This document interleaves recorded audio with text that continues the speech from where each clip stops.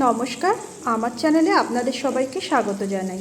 আজ আমি তৈরি করেছি দই কাতলা, সম্পূর্ণ একটু নিজস্ব স্টাইলে। কিছু মশলা অ্যাড করেছি আর কিছু মশলাকে স্কিপ করে দিয়েছি। তো চলুন রেসিপিটা দেখে নিই। আমি কিছু কাতলা মাছের পিস টুকরো নিয়েছি এবং তার সঙ্গে একটু লবণ, হলুদ আর একটু সর্ষের তেল দিয়ে মাছগুলোকে খুব সুন্দর করে ম্যারিনেট করে রেখে দেব। মাছগুলোকে খুব ভালোভাবে ম্যারিনেট করে কিছুক্ষণ ধরে রেস্টে রেখে দেব। এবার মশলার জন্য আমি এখানে নিয়ে নেব একটি মিক্সিং বোলে আমি নিয়ে নেব এখানে কিছু কাজু আর তার সঙ্গে নেব 1 চামচ মতো মৌরি। এবার এগুলোকে খুব ভালোভাবে একটি পেস্ট করে নেব। তারপর আমি এখানে নিয়েছি 1 চা চামচ সাদা জিরে, তার সঙ্গে ছোট একটু টুকরো আদা, কিছু রসুন আর একটা পেঁয়াজের অর্ধেকটা আমি বেটে নেব। এইভাবে একটা মসৃণ পেস্ট বানিয়ে নেব। আর এখানে আমি দই নিয়ে তার সঙ্গে নুন দিয়ে খুব ভালোভাবে একটু ফেটিয়ে রেখে দেব। খুব সুন্দর মিহিভাবে দইটাকে ফেটিয়ে নিতে হবে। এবার কড়াইতে তেল গরম করে আমি মাছগুলোকে খুব ভালোভাবে উল্টে পাল্টে লাল করে সুন্দর করে ভেজে নিয়েছি। মাছগুলো তুলে নেওয়ার পর আমি একই কড়াইতে প্রথমেই দিয়ে দেব একটু সাদা জিরে।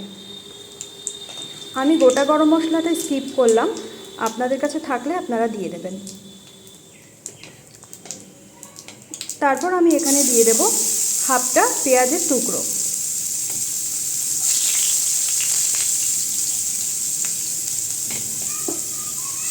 এবার পেঁয়াজের টুকরোগুলোকে খুব সুন্দর করে আমাকে ভেজে নিতে হবে। এরকম লাল লাল হয়ে গেলে আমি সেক্ষেত্রে দিয়ে দেব আদা, রসুন আর পেঁয়াজের যে পেস্ট করে রেখেছিলাম তার মধ্যে আমি কিছু লাল লঙ্কাও দিয়ে দিয়েছি। এবার এই সম্পূর্ণ পেস্টটাকে বেশ সুন্দর করে নাড়িয়ে চাড়িয়ে কষিয়ে নিতে হবে। একদম তেল বেরোনো পর্যন্ত খুবই সুন্দর করে কষিয়ে নিতে হবে।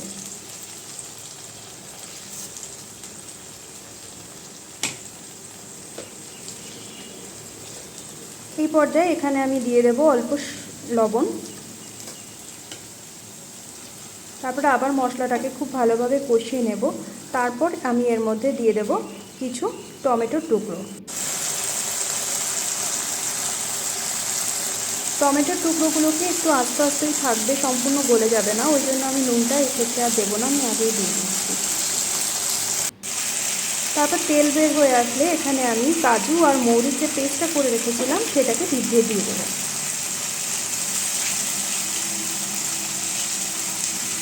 এবার এই মশলাটা খুব ভালোভাবে কষাতে হবে যতক্ষণ না সম্পূর্ণ মিশে যায়। ঠিক এইরকম পর্যায়ে যখন চলে আসবে তখন এর মধ্যে আমি দিয়ে দেব আমি আগে যে ফেটিয়ে টক দইটা রেখে দিয়েছিলাম সেই টক দইটা আমি এখানে দিয়ে দেব। টক দই দেওয়ার সাথে সাথে আমি গ্যাসের ওভেনটাকে একদম সিমে রেখে এই দইটাকে অনবরত নাড়তে নাড়তে খুব সুন্দর করে মিশিয়ে নেব।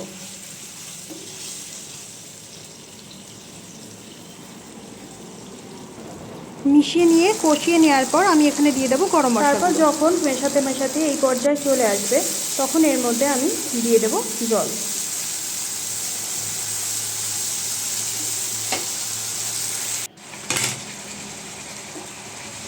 যে যেমন গ্রেভি রাখতে চান সেই রকম পর্যায়েই জল দেবেন। আমি একটু গ্রেভিটা একটু গাঢ়ই করব।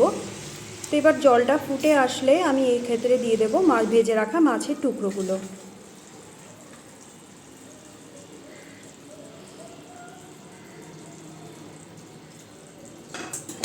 একটা একটা করে মাছের টুকরোগুলো এরকম সুন্দর করে দেওয়ার পর গ্যাসটাকে একদম মিডিয়ামের থেকে একটু লো রেখে ঢাকনা দিয়ে কিছুক্ষণের জন্য ঢেকে রাখতে হবে।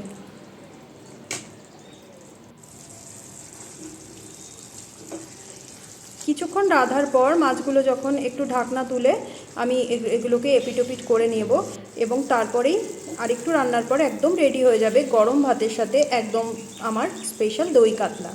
তো আমার রেসিপিটা ভালো লাগলে অবশ্যই ট্রাই করে দেখবেন। আজকের মতো এখানেই শেষ করছি। Bye bye.